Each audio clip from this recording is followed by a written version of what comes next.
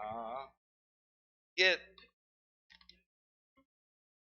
이게 예전에 우리가 도시계열법 배울 때 그걸 이해를 하셔야 쉬운데, 아니고 지금도 막 공공하고 막 섞여가지고 지금 짬뽕이 되죠. 네.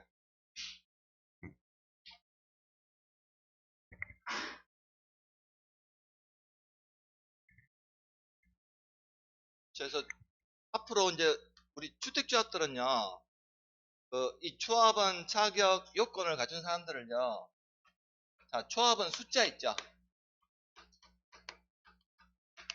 자, 조합원 수를요, 얼마만큼의 조합원의 숫자를 구성해야 되냐면, 자, 지역이나 직장주택조합은, 자, 조합원 숫자를 구성할 때, 이 자격 요건을 갖춘 조합원 숫자를 구성할 때요, 예정 세대수 있습니까? 자, 예정 세대수에 50% 이상의 조합원으로 구성하되, 조합원 숫자는 최소 20명 이상의 조합원을 구성해야 됩니다. 숫자를 구성할 때는요. 그래서 밑에 보시면 거기 조합원의 수에서 양글 1번에 자, 리모델링 주택조합원 제외한 주택조합은 어디 얘기하는 걸까요? 655페이지 중간에 655페이지 중간에 8번에 조합원 구성원의 자격 밑에 조합원의 수 있죠. 리모델링 주택조합은 제외하니까 어느 주택조합 얘기할까요?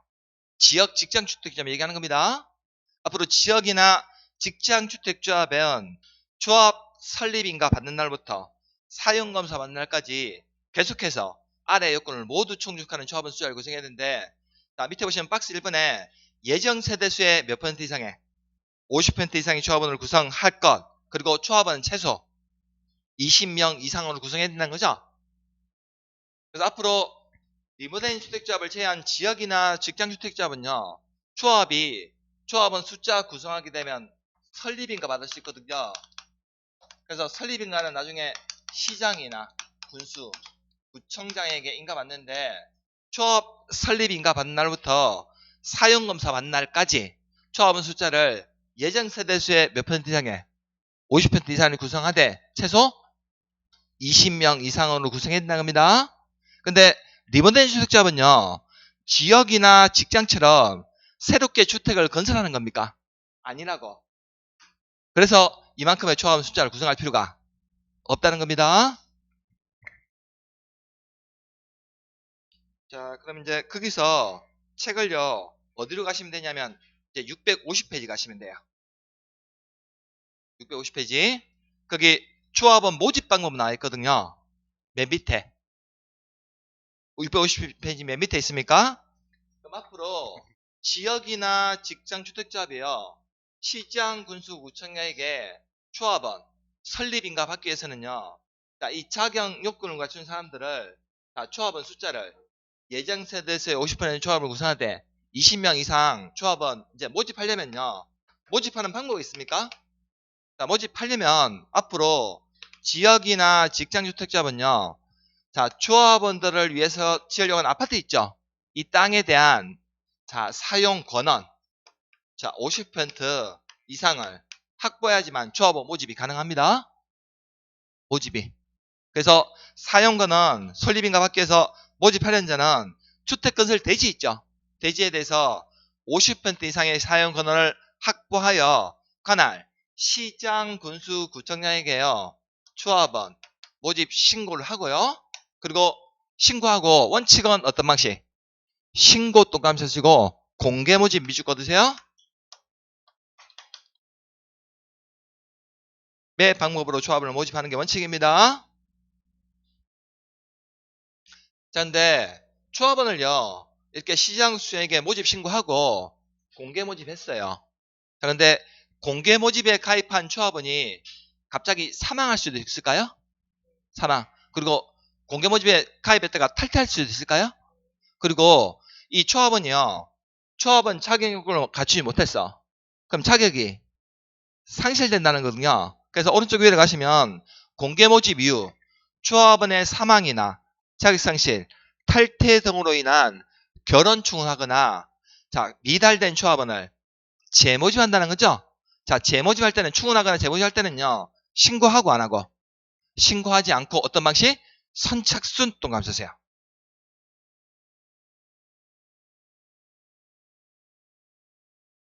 그러면 최초에 조합원 공개 모집했는데 공개 모집에 가입했던 조합원이 중간에 사망하거나 탈퇴, 자격 상실로 인한 결혼이 발생한 부분에서 충원하거나 재모집할 때는요. 다시 모집 신고할까요? 안 할까요? 아까 공개 모집할 때 이미 신고를 했거든요. 모집 신고한다는 사실을. 이때는 충원하거나 재모집할 때는 신고하지 아니하고 어떤 방식? 선착순으로 모집할 수 있다는 겁니다.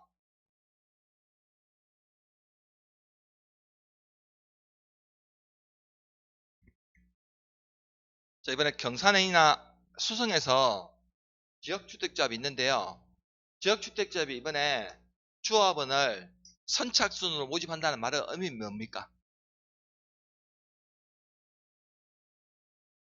최초에 공개 모집했는데 미달됐다는 거죠.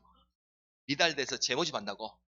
선착순으로 모집한다는 것은 와서 우리 조합 여기 나중에 홍보관이나 와서 빨리 줄 서면 준다는 게 아니고 우리 주택조합이 조합원을 위해서 아파트 분양했는데 이게 미달됐다고. 미달돼서 재모집한다는 겁니다. 선착순으로 모집한다는 것은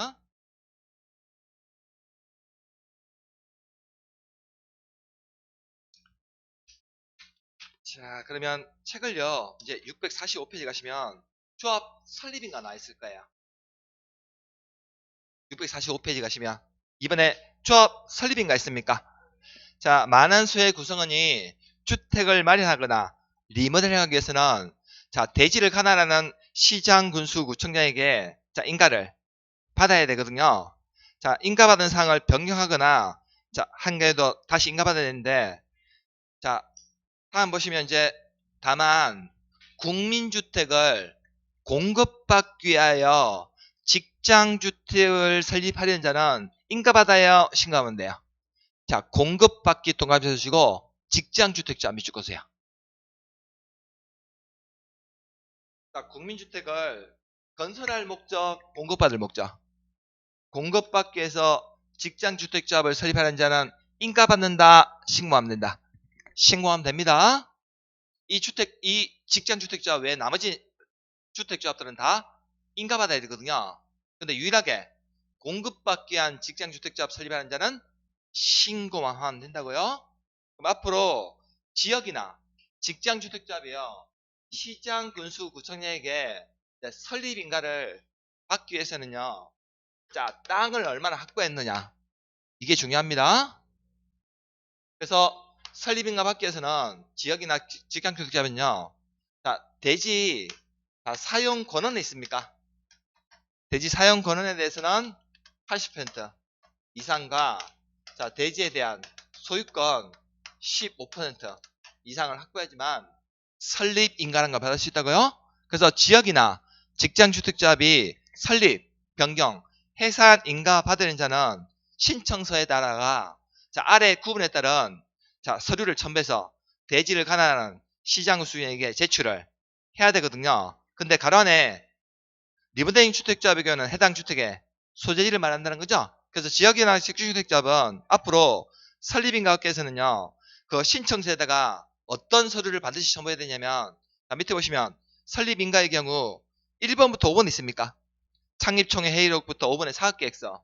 이건 공통적으로 제출해야 되는 서류인데 6번에 보시면요. 대지에 대해서 사용권은 몇 퍼센트 이상의 80% 이상의 사용권은 확보 밑줄 꺼두세요. 80% 동감 쓰시고 7번에 대지의 소유권에 대해서는 몇 퍼센트 이상의 15% 이상 동감 쓰시고 소유권 확보 밑줄 꺼두세요. 썸을 정리하는 서류 있죠? 이걸 제출해야 됩니다. 이거 제출 안 하면 지역이나 직장주택자본 인가라는 걸 못 받는다고요. 자, 근데 오른쪽 가시면 3번에, 양으로 3번에 리모델링 주택자의 설립인가 요건 나있습니까?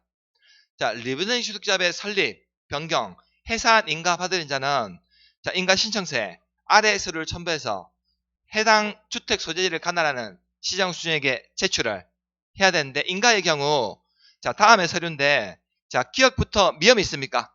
창립총회 회의록부터 미험에 사업계획서 있습니까? 좌측에 지역주택자, 직장주택자의 설립인가 할 때 1번부터 5번까지 뭡니까? 똑같다고. 이건 공통적으로 제출해야 되는 서류라고요. 자, 근데 리모델링 주택자본 설립인가 이거 신청할 때요. 자, 대지에 대한 사용 권한이나 소유권 확보했다는 서류는 이거 제출할까요? 안 할까요? 이 서류는 왜 제출 안 할까요?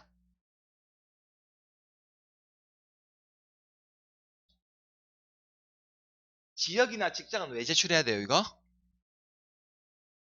새로 초합원들을 위해서 주택을 짓는다는 거거든요.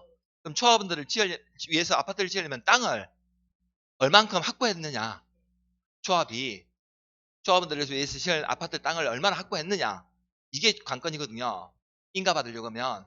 근데 리모델링 주택자본 땅에 대한 사용 권한이나 소유권이 이미 기존 주택의 소유자들한테 다 소유권이 공유 지분을 가지고 있다고. 리모델링 주택자본. 그러다 보니까 지역이나 시장처럼 사용 권한을 새로 확보할 필요가 없다는 거거든요. 사용 권이나 소유권 확보할 필요가. 그래서 리모델링 주택자본 자, 기존 소유자들의 동의 있습니까? 결의서 첨부해야 됩니다. 결의서. 그래서 밑에 보시면 자, 다음에 결의를 정리하는 서류 있죠? 이걸 반드시 첨부해야 돼요. 그래서 기억 보시면 단지 전체를 다 리모델링 하고자 할 때는 각 동의 소유자의 얼마 이상의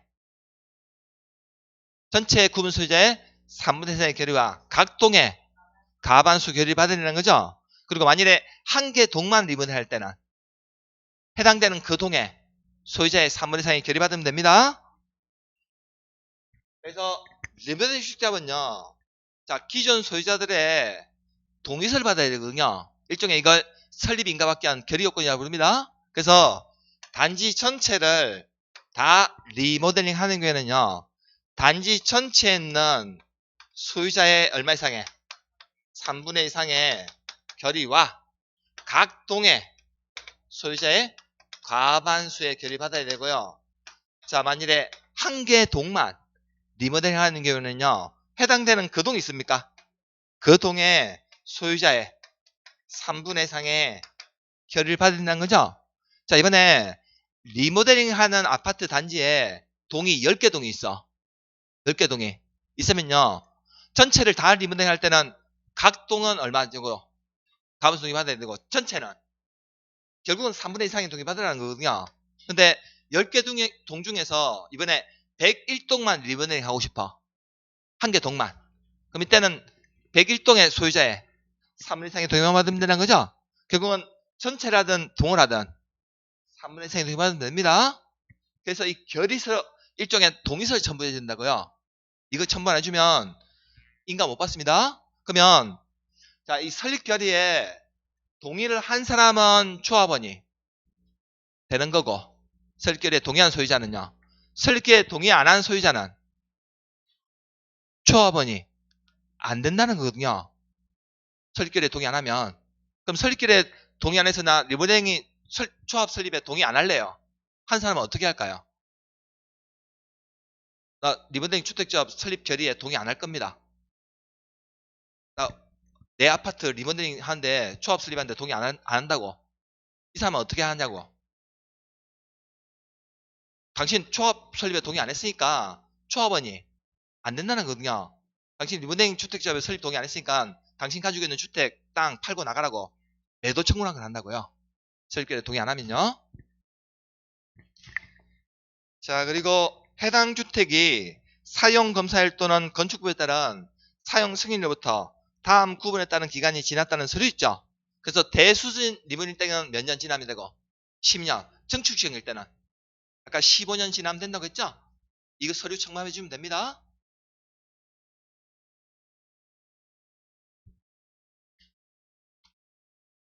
이거 잘 구분하셔야 돼요. 그래서 자, 지역이나 직장주택자업은요.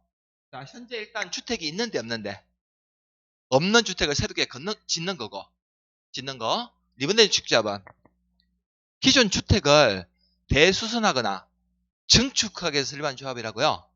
두 개 차이 구분하실 때 이걸 잘 잡으셔야 돼요. 개념을. 자, 그러면 이제 책을요. 648페이지 거기 넘기시면 자, 그러면 동그라미 이은에 보시면 자, 그러면 리모델링 주택조합은 아까 설립결의의 단지 혜택 3분의 2 합동할 때 3분의 2였죠? 그럼 설립결의에 동의한 갑이요. 설립결의에 동의하고 나서 본인이 소유하고 있던 이 아파트를요. 을한테 팔 수 있을까요? 팔 수 있습니다. 할 수 있다고. 이면적 취득자업은 이미 건설된 주택이다 보니까 그럼 설립결의에 동의한 갑으로부터 아파트 취득한 을은요. 조합 설립에 동의한 것으로 볼까요? 동의한 것으로 볼까요? 설립결의에 동의한 자로부터 취득했다고. 그럼 을도 조합 설립에 동의한 것으로 본다는 거죠? 그게 동그라미 2번 있습니까? 리모델링 주택조합 설립 결의에 동의한 자로부터 건축물을 취득한 자는 주택조합 설립에 리모델링 주택조합 설립에 동의한 것으로 본다는 거죠. 그래서 649페이지 가시면 자 주택조합은 그 구성원을 위해서 건설한 주택을 조합원에게 우선 공급할 수 있고 신고하고 설립한 직장주택조합에 대해서는 사업주체가 국민주택을 조합원에게 우선적으로 공급할 수 있는데 단 누구는 제외돼? 리모델링 주택조합은 제외된다는 거죠. 리모델링 주택조합은 새로 건설해요 안 해요? 하는 게 아니거든요. 기존 주택이라고요.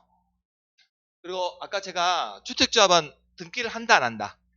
안 한다는 거거든요. 그래서 주택조합은 도시개발조합이나 정비사업조합처럼 정관장 것을 작성하지 않고 자체적인 규약을 작성한다고요. 그래서 조합원은 규약으로 정하는 바에 따라 조합에 탈퇴해서 알리고 탈퇴할 수 있고 탈퇴한 조합원은요. 규약으로 정한 바에 따라 부당한 비용에 환급 청구할 수가 있다는 겁니다. 우리 주택조합은요. 모든 게 규약이에요. 규약. 자체적인 규약. 규약에 모든 내용이 다 담겨 있다고요. 그래서 이거 비용 환급에 대해서도 규약에서 정하고 있습니다. 이제 657페이지 가시면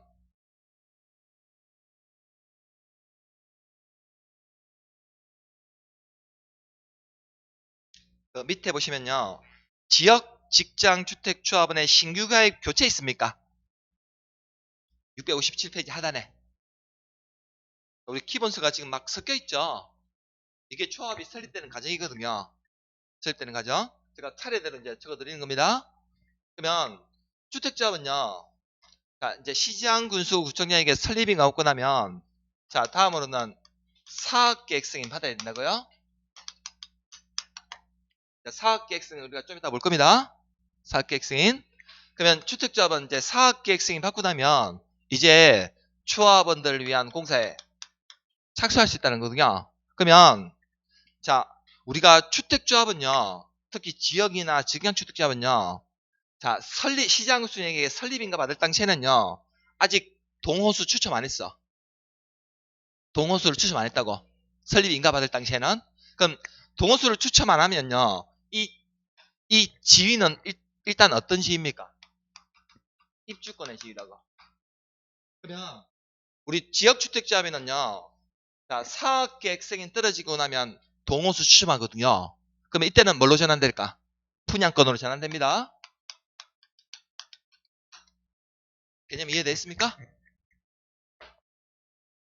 그러면 지역주택조합은요. 자, 설립인가 받을 당시부터 사업계획 승인 받기 전까지는 일단 이 지위가 뭐예요? 입주권의 지위라는 거거든요. 그러면 이 입주권의 지위는요. 자, 입주권의 지위에서는 원칙은 입주권의 지위를 교체하거나 원칙은 신규 가입이 될까요? 안 될까요? 원칙 안 됩니다.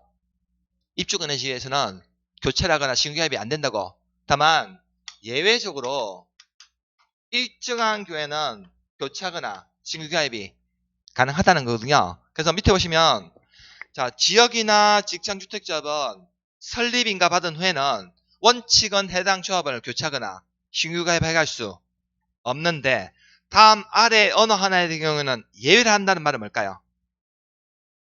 예외를 한다는 말은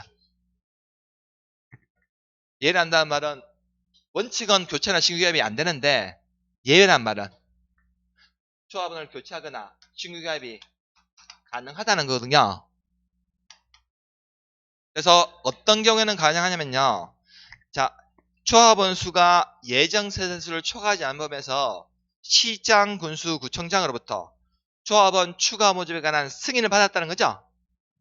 그래서 조합원 수가요. 아까 지역이나 직장주택조합은 아까 초합 설립인가 받는 날부터 사용감사만까지 예정세대수 몇 퍼센트 이상에 50% 이상에 유지해야 되거든요. 근데 이 초합원수가 이 예정세대수 50%를 초과하지 않은 범위에서 추가 모집에 관한 시장구심으로 승인을 받았거나 아래 일정한 사유 있습니까?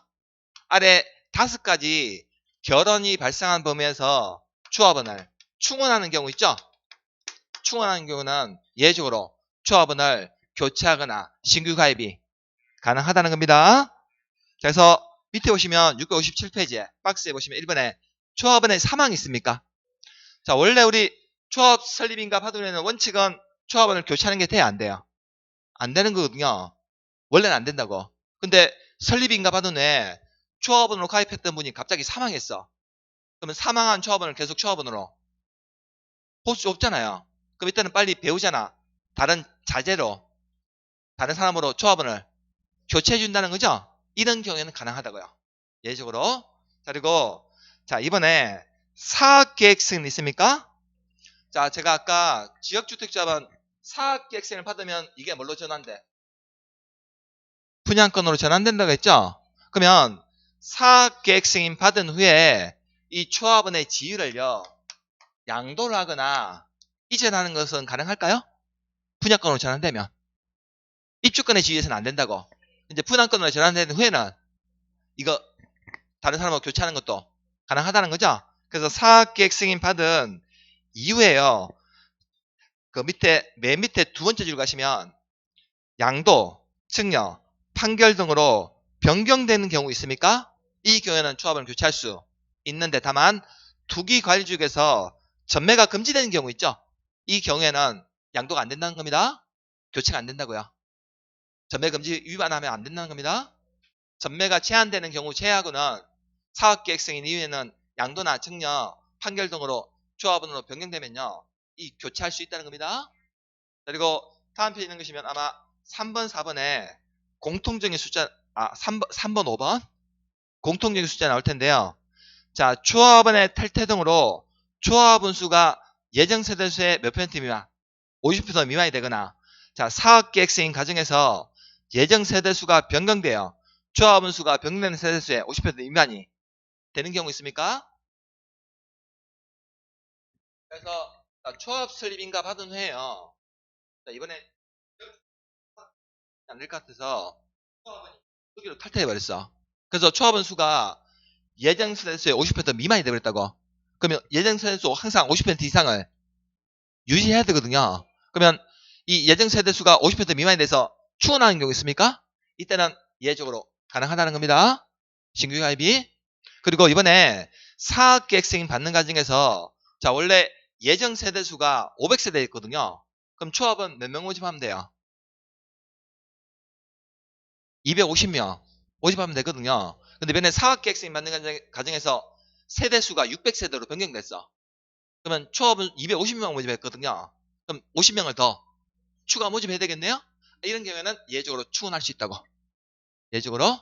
이해됐습니까? 3번, 5번. 자, 그리고 4번에 자, 설립인가 받으네요. 자, 초합원이 아까 지역원 초합원이 되려면 누구여야 돼요? 무주택 세대주이거나 85제곱미터 이하의 주택 한 채를 소유한 세대주만 된다는 거죠. 근데 이 초합원이요 무자격이 없는 사람이야. 초합원 자격이 없는 사람으로 판명이 됐다는 거거든요.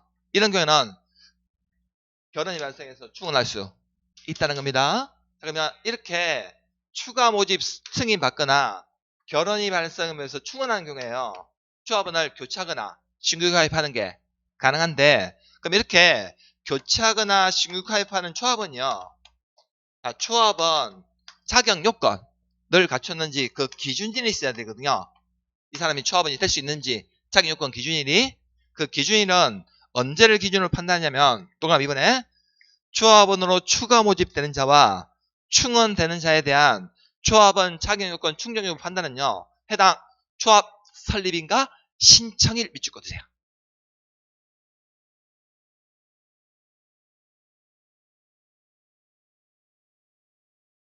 자, 이렇게 예외적으로요. 추가 모집에 관한 승인받았거나 이 결혼이 발생하면서 충원한 경우 이 사람이 조합원이 될 수 있는지 없는지 자격 요건 기준이 있죠.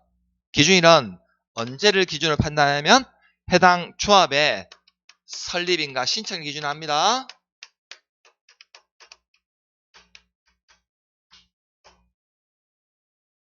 이거 잘 바꿉니다. 우리 시험하세요.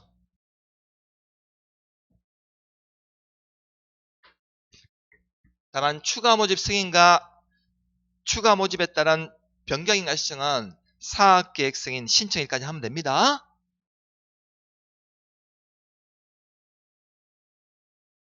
자격 요건 판단 기준이 이걸 잘 바꾸거든요. 시험에서 조심하셔야 됩니다. 조합 설립인가 신청일 기준으로 판단해야 됩니다. 추가 모집된 자와 결의 말씀에서 충원된 자에 대한 조합원 자격 요건 기준일은요. 말을 어렵게 적어놨죠. 자, 이제 오른쪽 가시면 659페이지에 우리 주택조합의 임원이 있습니까? 조합의 임원. 자, 우리 주택조합의 임원은요. 자, 일정한 7가지 결격 사유가 있는 사람들은 조합 임원이 될 수가 없다는 거거든요. 그래서 조합 임원이 될 수 없는 결격 사유는 밑에 미성년자 있습니까? 맨 밑에 피성년 후견인, 피한정 후견인 이 사람들은 조합 임원이 될 수가 없고 파산 선고 받고 복권되지 아니한자나 자 금고 이상의 실형 선고 받고 집행이 끝나거나 면제된 날부터 2년이 지나지 아니한자나 자 4번에 금고 이상의 집행유예 받고 그 집행유예 기간 중에 있는 사람 있습니까? 5번에 금고 이상의 선고유예 받고 선고유예 기간 중에 있는 사람 있습니까? 자 지금 4번에 보시면 집행유예 있고 5번에 보시면 선고유예 있습니까? 이거 두 개 차이는 뭡니까? 집행유예하고 선고유예 차이. 4번, 5번.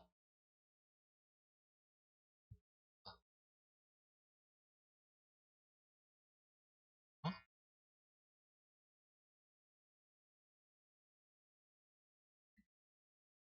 어. 어. 집행유예는요. 판사가 형을 때렸어, 안 때렸어? 형은 때렸어요? 근데 감옥에서 집에서 반성하는 거고. 선고유예는 판사가 형을 때리는 것을 유예를 했다고. 형을 때리는 것을 유예시켰다고.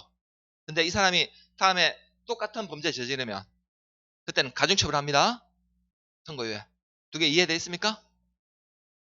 그래서 우리 주택조합은요. 임원되는 결격사유가 되게 세요. 선고유예 기간유예자도 임원이 될 수가 없다는 거거든요. 그 다음에 다른 법률에 따른 법원의 판결이나 다른 법률에 따라 자격이 상실되거나 징계되는 사람 있습니까? 그다음에 해당 주택조합의 공동사업주체인 등록사업자나 업무대행사의 임직원도 임원이 될 수가 없다는 거거든요. 만일에 그 조합의 임원이요. 이 17가지 결격사 중에서 어느 하나라도 해당이 되면 해당 임원은요. 당연 퇴직해야 됩니다. 다음 페이지 나올 거예요. 자, 동그라미 2번 가시면 주택조합의 임원이 자 결격사에 해당되거나 자격 요건을 갖추지 못하게 되면 그 해당 임원은 당연히 어떻게 된다고? 퇴직을 한다는 거죠? 그러면 임원이 이 7가지 결격사유 중 어느 하나를 되려면 당연 퇴직하는데 임원이요. 퇴직하기 전에 관여했던 행위 있죠? 퇴직하기 전에 관여했던 행위는 효력을 잃을까요? 잃지 않을까요? 효력은 잃지 않습니다. 퇴직하기 전에 관여 행위는. 그리고 주택조합의 임원은요. 자, 다른 주택조합의 임직원 겸직할 수도 없다는 거죠? 겸직도 안 돼요. 주택조합의 임원들은 결격사유도 있고 다른 주택조합의 임직원도 겸직할 수가 없다는 겁니다. 자, 그러면 이제 밑에 가시면 10번에 주택조합의 해산 등 나왔을 텐데요. 주택조합은요. 아까 시장군수구청에게 모집 신고했죠? 모집 신고. 신고가 이제 수리되고 나면요. 자, 이제 조합의 발기인이요. 설립인가 있죠? 설립인가를 몇 년 내 받아야 되냐면 2년 내 받아야 됩니다. 설립인가를. 만일에 2년 내 설립인가를 받지 못하게 되면요. 자, 조합원 전원으로 구성되는 총회를 거쳐가지고 사업의 종결 여부 있습니까? 이걸 결정해야 되고 자, 이제 설립인가 받은 날부터요. 자, 3년 내에요. 자, 사학계획수익을 받지 못하게 되면요. 자, 우리 주택조합은 사학계획수익을 받아야지만 뭐 할 수 있다고? 공사에 착수할 수 있다고. 근데 설립인가반으로부터 3년 내에 사학계획수익을 받지 못하게 되면요. 자, 총회를 열어가지고요. 조합의 해산 여부 있습니까? 이를 결정해야 됩니다. 그래서 밑에 보시면 양갈 1번, 동그라미 1번에요. 주택조합은 설립인가반으로부터 3년 있습니까? 3년이 된 날까지 사학계획수익 받지 못하게 되면 총회 의결에 쳐서 조합에 해산 여부 있습니까? 이걸 결정해야 되고, 자, 조합의 발기인은 자, 모집 신고가 수리된 날부터 몇 년? 2년이 된 날까지 설립인가를 받지 못하는 경우 조합 가입 신청자 전원으로 구성된 총회 의결에 쳐서 사업의 종결 여부를 결정을 해야 된다는 거죠. 사실은 2번이 먼저 나와야 됩니다. 동그라미 2번이 앞 순서라고요. 순서로 보면. 그래서 이 조합의 발기인은 모집 신고가 수리된 날부터 설립인가는 몇 년 내? 2년 내 받아야 된다고요. 근데 받지 못하게 되면 조합은 전원으로 구성된 총회를 쳐서 사업할지 말지 종결 여부 있죠. 결정해야 되고, 자, 설립인가는 받았어요. 그러면 설립인가 본 날부터 사업계획승인은 몇 년 내? 3년 내에 받지 못하게 되면 조합의 해산 여부 있습니까? 결정해야 됩니다.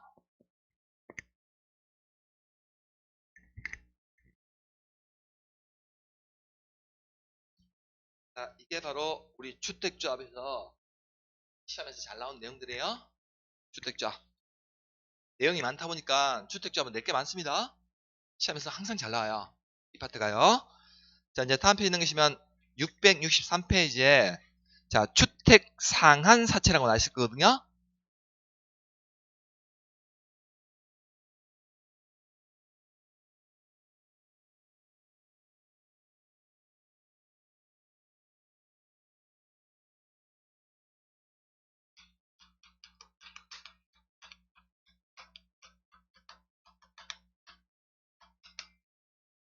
자, 우리 아파트 짓는 건설사들은요.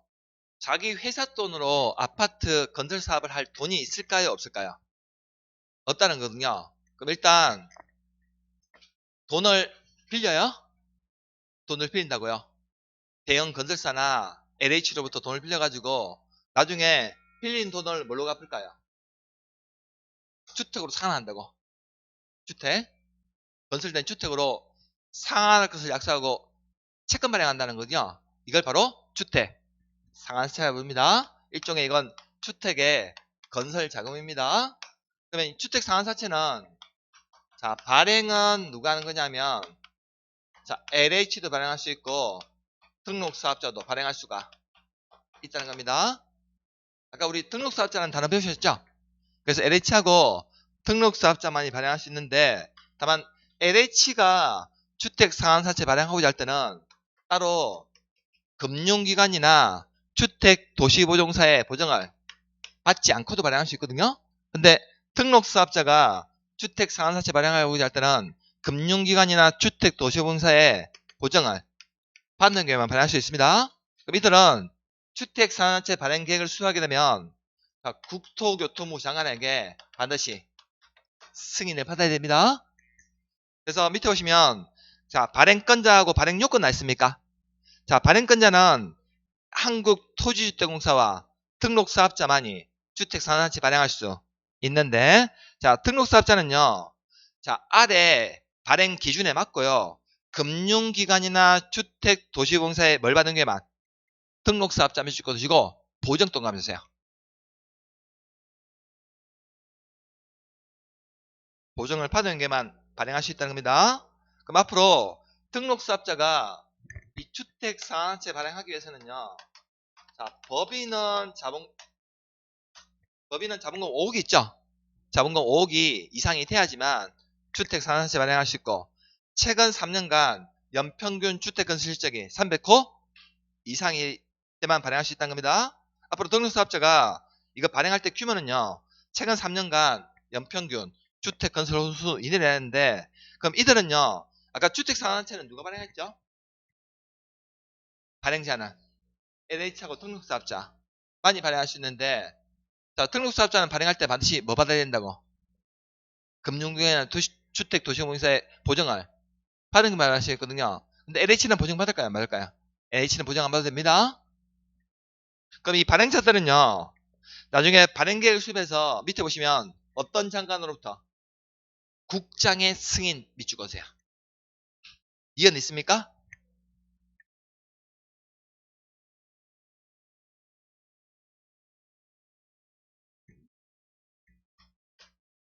자, 이 주택상환사채도 자, 일종의 자, 기명정권이면서요.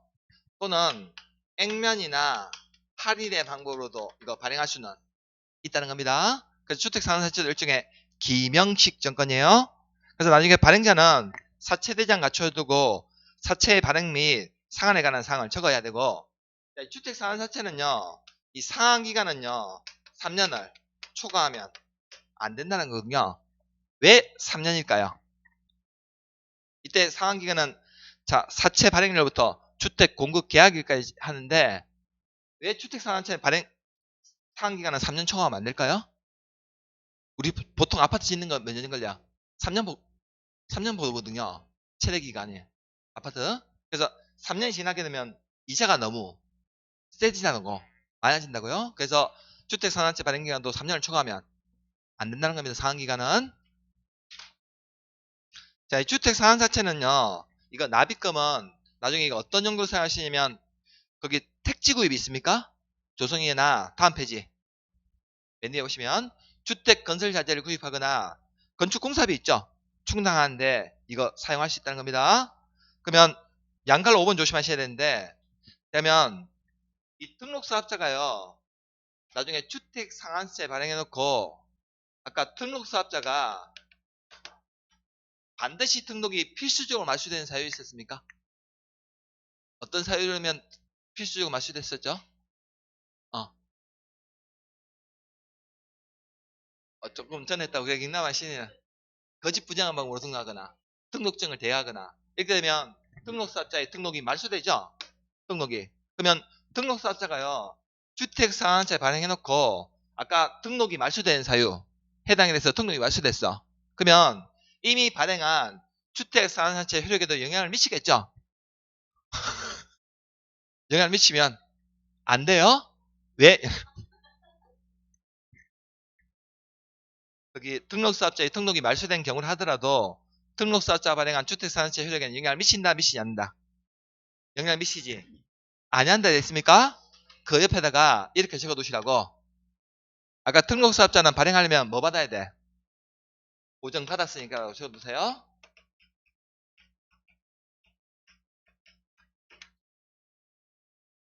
보증 받았으니까 적어 두시라고요.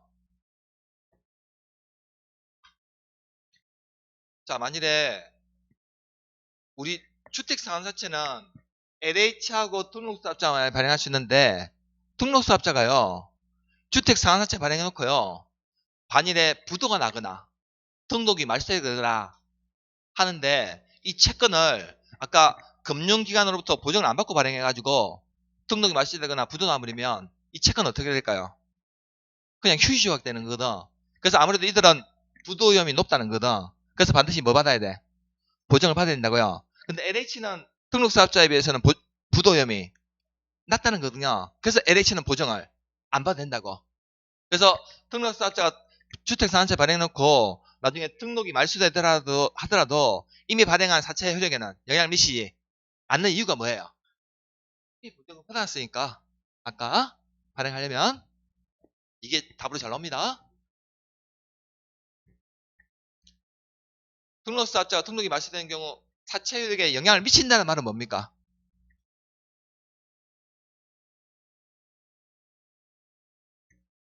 등록이 말소되면 주택상환세 효력에도 영향을 미친다는 말은 사채도 효력을 상실한다는 거거든요. 그런다면 내가 미친다고 진짜. 내가 미친다고. 미치지 않습니다. 효력이 미치지 않아요.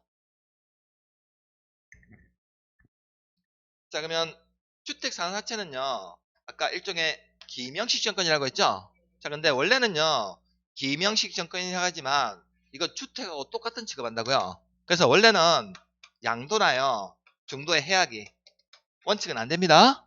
원칙은.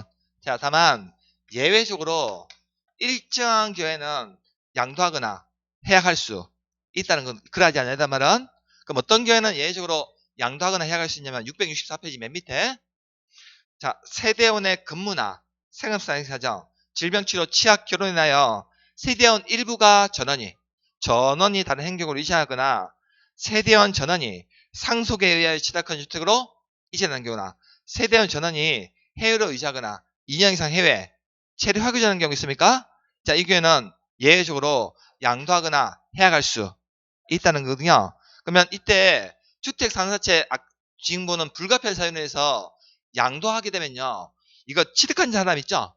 사채권자의 명의 변경할 때는요, 취득자의 성명과 주소를 원부에 기재를 해야 되고, 취득자의 성명을 채권에 기재하지 않냐면 발행자나 제3자에게 대항하지 못한다는 거죠. 자, 이게 이제 기명식 채권의 특징이긴 합니다. 그리고 오른쪽 가시면 주택 상환사채를 발행한 자는 자, 발행 조건에 따라서 뭘로 건설해서 주택을 건설해서 사채권자에게 상환을 해야 된다는 거죠. 돈을 빌려가지고 뭘로 갚는다고? 주택으로 상환한다고요. 이해됐습니까? 주택 건설 자금을 빌려가지고 나중에 주택을 지어서 상환한다고요. 빌린 돈을. 자, 이제 3번 가시면 주택 상환사채 법연 적용 법규 나와 있습니까? 주택 상환사채 발행에 대해서 자, 주택법을 먼저 정하고요. 주택법에 규정된 것을 제외하고는 상법 중 뭐에 관한 사채 발행에 관한 규정을 적용합니다. 먼저 주택법을 먼저 적용해야 돼요.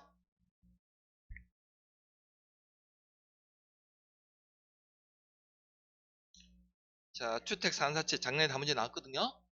시험에서 아주 잘 나옵니다. 자, 666페이지 넘기시면 여기 입주자 저축이라고 나와 있을 거거든요. 나와 있습니까? 밑에 거는 볼 필요 없고요. 666페이지. 이 입주자 저축이 뭐 얘기하는 거냐면 청약 통장 얘기하는 거예요. 자, 다음 시간에 이 용어 한번 나올 거거든요. 입주자 저축 정서. 집에 하나씩 들고 계시는 주택 청약 종합저축 청약 통장, 이걸 우리 주택부에서는 입주자 저축 정서라고 부릅니다. 그 밑에 내용 안 보셔도 돼요. 자, 다음 페이지에 나오시는 국민주택 사업 특별회계 안 보셔도 돼요. 시험에 안 나오니까요. 자, 이제 669페이지 가시면 거기 사업계획성이 나 있습니까? 자, 여기서부터 또 시험에 잘 나옵니다.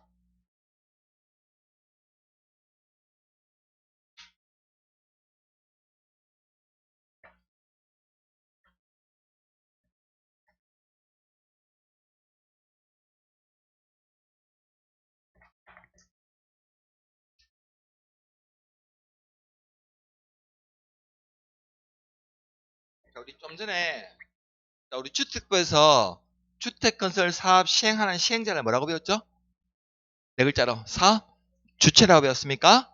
그럼 이 사업 주체들이요, 주택건설 사업을 하기 위해서는 자, 사업계획 승인을 반드시 받아야 되거든요. 그러면 이 사업 주체들이 자, 사업계획 승인을 받아야 되는 대상은요, 자, 한 번에 자, 주택을 몇 개를 건설하고 자, 한 번에 대지를 얼마 이상을 조성하고자 할 때는 반드시 사업계획 승인권자한테 승인을 받아야 되냐 이거거든요.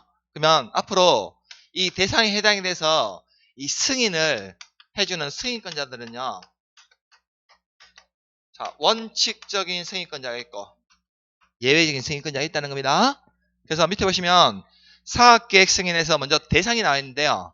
자, 먼저 1번에 원칙 보시면 자, 아래 주택 건설 사업 또는 대지사업을 시행한 자는 사업계획 승인 신청서에다가 주택이나 부대, 복리시설의 배치도나 설계도수 등 자, 대통령령으로 정한 서류를 첨부해서 사업계획 승인권자에게 제출하고 승인을 받아야 되거든요. 그럼 사업 주체가 자, 어떤 경우에는 사업계획 승인을 받아야 되는 대상이냐? 자, 먼저 1번에 가시면 단독주택은 몇 호? 30호 동그라미. 자, 다만 아래에 해당하는 단독주택인 경우는 몇 호? 50호 밑줄 긋으세요. 자, 동그라미 1번에 공공택지 조성하는 공공사업에 따라 조성되는 용지를 개별 필지로 구분하지 않냐고 일단의 토지로 공급받아 해당 토지에 건설한 단독주택 있습니까? 자, 뭐 생각하시면 되냐면요. 우리 전원주택단지가 등 있죠? 이 전원주택이거나 단독주택 중에서 어떤 주택? 한옥 같은 단독주택 건설할 때는 몇 호? 50호 이상으로 합니다. 그러면 원래 단독주택은 몇 개인데?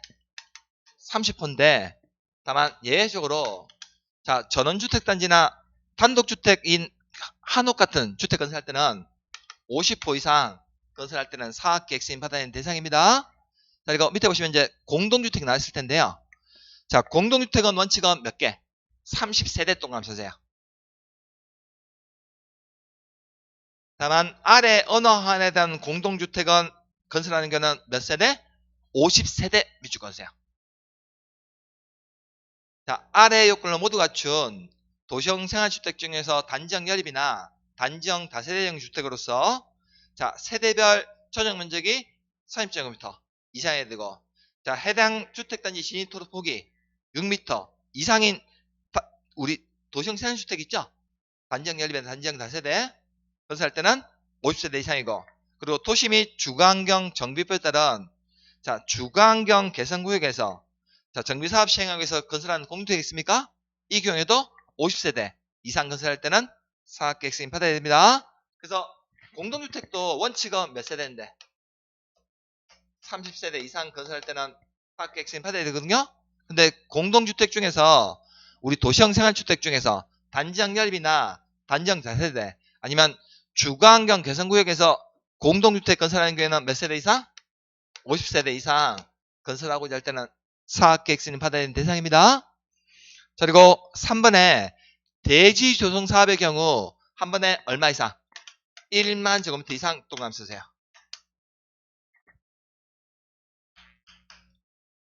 그래서 사업 주체가 사업계획 승인을 받아야 되는 대상은요. 자 주택은 한 번에 몇 개? 30호나 30세대 다만 예외적으로 일정한 주택에 대해서는 50호나 50세대 이상 건설하거나 대지는 얼마? 1만 제곱미터 이상 조성하고자 하는 사업 주체는 사업계획 승인 받아야 되는 대상입니다. 자 이제 670페이지 가시면 양갈로 2번에 사업계획 승인권자 나와 있을 거예요.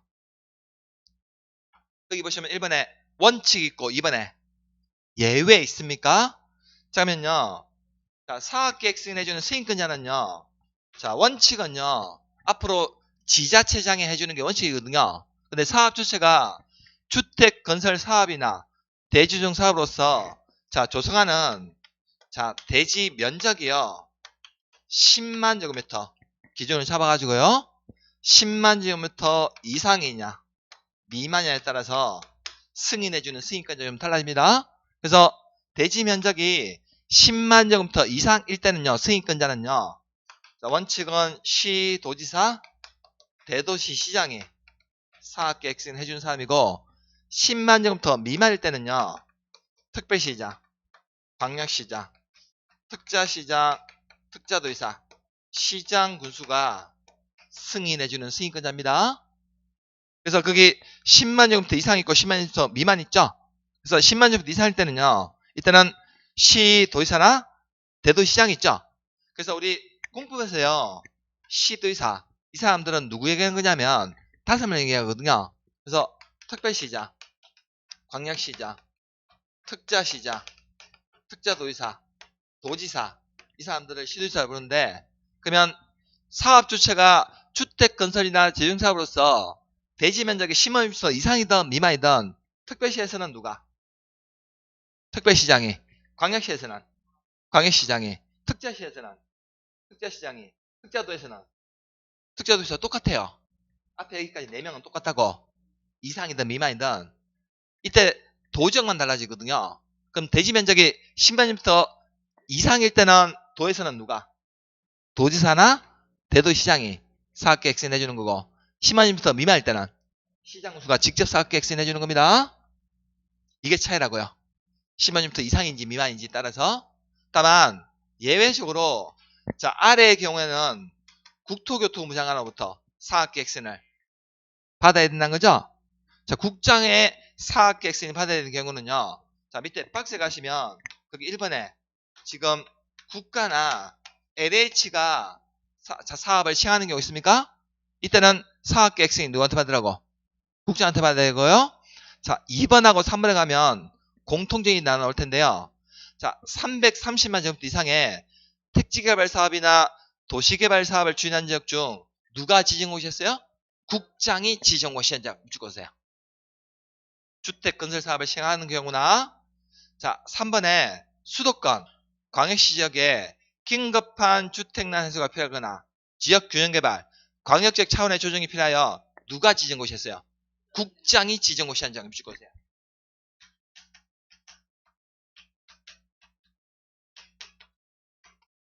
자, 거기서는요, 저기 숫자 바꾸는 거 아닙니다. 2번에 있는 숫자, 글 바꾸는 게 아니라 2번, 3번에 지금 누가 지정고시한 거예요? 국장이 지정고시한 적에서 주택 건설 사업을 시행할 때는요, 지역이나 면적과 관계없이 누구한테? 국장한테 사업계획서 받아야 됩니다. 그리고 4번 가시면 국가, 지자체, LH, 지방공사가 단독 또는 공동으로 총 지분의 50%를 초과하여 출자한 부동산 투자에서 했습니까? 있나요? 그러면 이 부동산 투자에서는요, 공공의 성격이 강해요? 민간 성격이 강해요? 국가, 지자체, LH, 지방사가 지분의 50%를 출자했다고. 이들이 50% 이상을 출자했다고요. 그러면 공공의 성격이 강한 부동산 투자회거든요. 이렇게 공공의 성격이 강한, 자, 부동산 투자회사라는 말 배우셨죠? 리츠. 공공의 성격이 강하다고. 이들이 공공주택 건설 사업 시행한다고요. 이 경우에도 사업계획서는 누구한테 받으라고? 국장한테 받으라는 겁니다.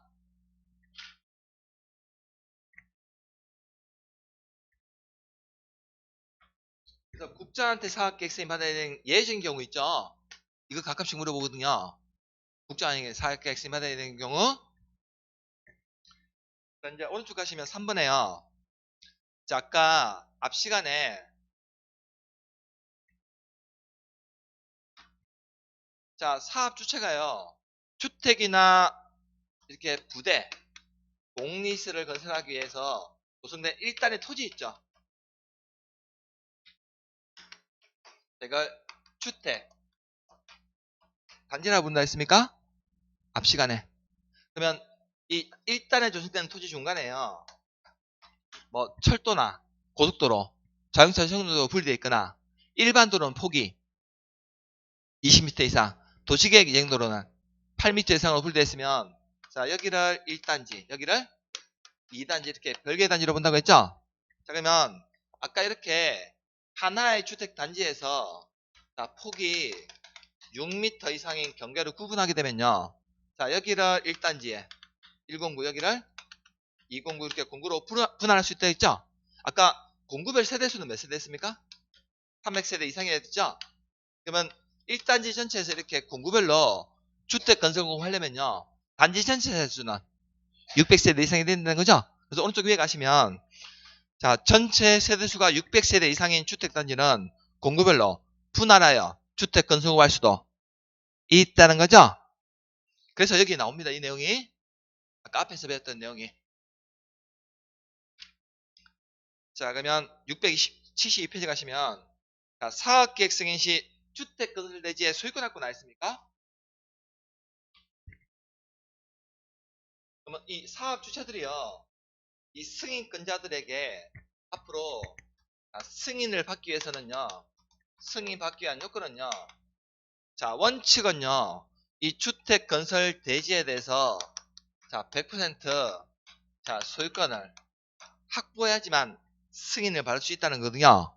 자, 근데 이번에 예외 있습니까? 예외.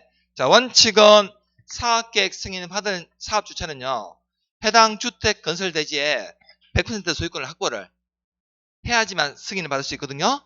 자, 근데 예외적으로, 자, 다음에 해당하는 경우에는 그러하지 아니하다는 말은 뭘까요? 예외적으로 소유권을 확보하지 않더라도 승인을 받을 수 있다는 겁니다. 먼저 박스 1번 가시면요, 자, 국토의 계획 및 이후에 나온 법률에 따른 지구 단위 계획 결정이 필요한 주택 건설 사업에 해당 대지 면적의 얼마 이상의 지금 80% 이상의 사용할 수 있는 권한이 있습니까? 이 권한이란 뭐냐면 주택 건설 대지에 대해서 사업 주체가 전세권이나 장기 임대차 있죠? 전세권이나 장기 임대차. 반드시 소유권 아니더라도 전세권이나 장기 임대차 같은 특히 용유물권이 있죠? 이런 권리를 확보하고 확보하지 못한 땅이 얼마 남았어요? 20% 사용 권한 확보하지 못한 20%가요. 매도 청구 대상이 되는 대지에 해당이 되면 일단은 사업계획 승인 받을 수 있다는 겁니다. 자, 다만 자 80% 이상 옆에 보시면요. 두 번째 줄에 가로 안에 보시면 등록 사업자와 공동으로 사업을 시행하는 주택조합의 경우에는요. 얼마 이상의 소유권? 자, 주택조합일 때는요. 이때는 95% 이상의 소유권을 확보해야지만 사업계획승인 받을 수 있다고요. 주택조합 아닌 사업주체는 80% 이상의 사용 권음 확보하면 사업계획승인 받을 수 있습니다. 나머지 20% 매도시공 대상이 되는 대지에 해내면요. 그리고 이번에 사업주체가 소유권을 확보하지 못했으나 그 대지를 사용할 수 있는 권한은 확보했다는 거죠. 그리고 국가, 지자체, LHI, 지방공사가 주택건설을 하는 경우에는 이때는 소유권 확보하지 않아도 사업계획승인 받을 수 있다는 거거든요. 그리고 리모델링 아까 그 조합 설립 인가받기 한 결의 요건이 어떻게 돼 있죠? 리모델링 주식자비 아까 설립 인가받기 한 결의 요건이 전체일 때 3분의 2 한 동만 할 때도 3분의 2 결의 받았다는 거죠. 그 결의에 한 리모델링 주식자비 매도 청구하는 경우 있죠. 이때도 예외적으로 소유권 확보하지 않더라도 승인을 받을 수 있다는 거거든요. 그러면 사업 주체들이요, 이 승인권자에게 사업계획 승인을 신청하게 되면요, 이 승인권자는요, 정당한 사유가 없으면요, 60일 이내에 승인 여부에 대해서 반드시 주체에게 통보는 해줘야 된다는 겁니다.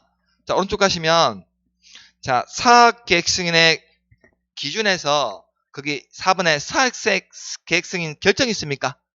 승인권자는 승인 신청받게 되면 정당한 사유가 없으면 그 신청받은 날부터 60일 이내 주체에게 승인 여부를 통보를 반드시 해준다는 거죠. 자, 이제 다음 페이지 읽으시면요. 675페이지에 사업계획 승인의 효가 나와 있을 거거든요. 나와 있습니까? 그러면 사업 주체는요, 이 승인권자에게 승인 받고 나면요, 이제 비로소 공사에 착수해야 됩니다. 그러면 사업계획 승인 받은 사업 주체는 승인받은 사업계획대로 사업을 시행해야 되고, 아래의 구분에 따라서 공사를 시작해야 된다는 거죠. 그러면 1번에는요, 만일에 지금 단지 전체 있죠. 1번 단지 전체에 대해서 사업계획 승인을 받게 되면요, 이때는 승인받은 날부터 몇 년 이내에 공사에 착수해야 돼요? 5년 내에 공사에 착수해야 됩니다. 5년 동안 하셔주세요. 승인받은 날부터 5년 내. 자, 근데 아까 우리가 일정한 단지에서는요, 폭이 6m 이상으로 구분되면 이렇게 공구로 분할할 수도 있습니까? 그래서 하나의 단지에서 이렇게 109, 209 공구별 분할해서 사업계획 승인 받게 되면요, 먼저 1번에 최초로 공사를 진행하는 공구 있습니까? 최초 공구 밑줄 꺼주세요. 동관 1번에 최초로 공사를 진행한 공구에서는 승인받는 날부터 몇 년? 5년 동안 하세요. 자, 근데 이번에 최초로 공사를 진행하는 공구 외 공구 있습니까? 최초 외 공구 밑줄 꺼주세요.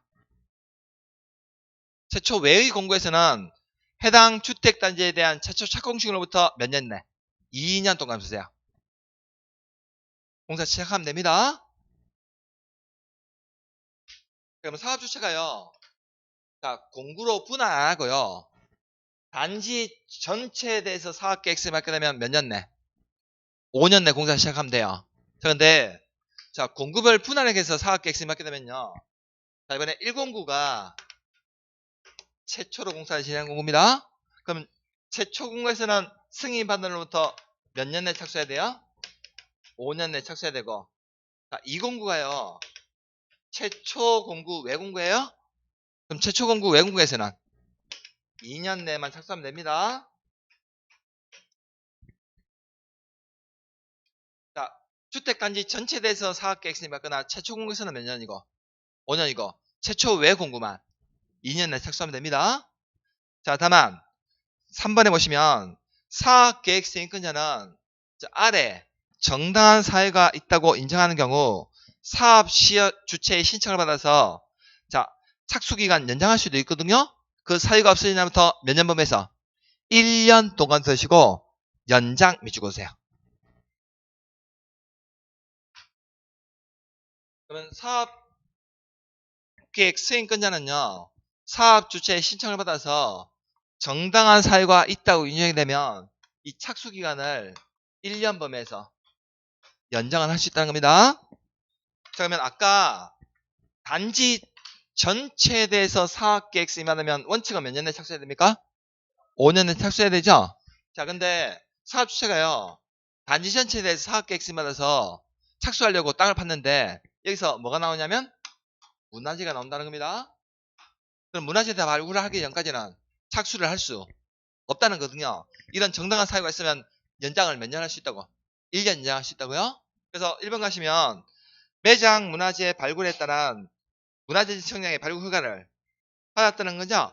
그리고 해당 사업지에 대해서 소유권 분쟁으로 인하여 공사 착수가 지연되는 경우 있습니까? 자, 사업계획 승인 조건으로 부과된 사항을 이함에 따라 공사 착수가 지연되는 경우 있죠.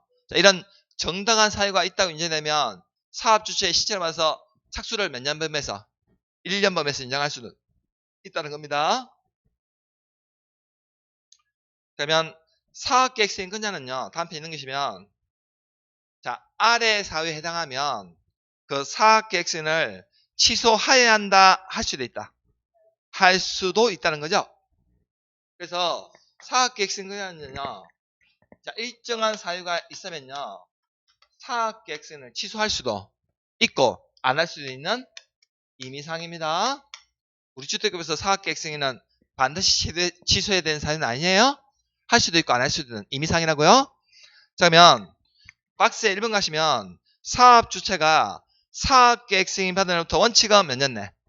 5년 이내 공사 시작하지 아니한 경우 이때는 사업계획 승인 취소할 수가 있는데 자, 다만 가로 안에 최초 공구 외 공구에서는요. 최초 착공시간으로부터 몇 년 이내? 2년 이내 공사 시작해야 되거든요. 근데 이때는 공사 시작하지 않은 경우 이때는 취소할 수가 없다는 겁니다. 자, 아까 사업 주체가요. 단지 전체에 대해서 사업계획 승인 받으면 공사 착수 몇 년에 해야 돼요? 5년 내에 착수를 안 하면요. 이때는 사업계획 승인권자가 사업계획 승인을 취소하는 게 가능하거든요. 그리고 공구별 분할 시행하게 되면요. 최초 공구에서는 사업계획 승인 받으면 또 몇 년 내? 5년 내에 착수해야 된다고요. 근데 5년 내에 착수를 안 하게 되면요. 이때는 사업계획 승인을 취소하는 게 가능하거든요. 근데 아까 최초 공구 외공구에서는 2년 내 착수를 만일 안 하죠. 주체가요. 사업 주체가 이때는요. 취소가 불가능해요. 취소할 수 없습니다. 최초 공구 외는 주택 단지 전체나 최초 공구에서는 5년 내에 착수를 안 하더라도 취소할 수가 있는데 최초 공구 외공에서는 취소할 수가 없습니다.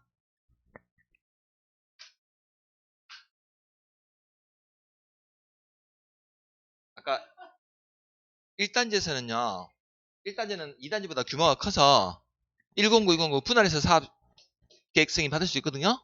근데 아까 1단지 전체에 대해서 이미 사업 계획 승인 받아서 공사 착수를 했어. 그러면 일단 109에서는 사업 계획 승인 받은 날로부터 5년 이내 착수를 안 하더라도 취소할 수가 없는데 취소 가능한데 209에서는 이미 109에서 사업 계획 승인 받아서 착수를 하고 있으니까 209에서는 2년 내에 착수를 안 하더라도 착수할 수가 취소할 수가 없다는 겁니다.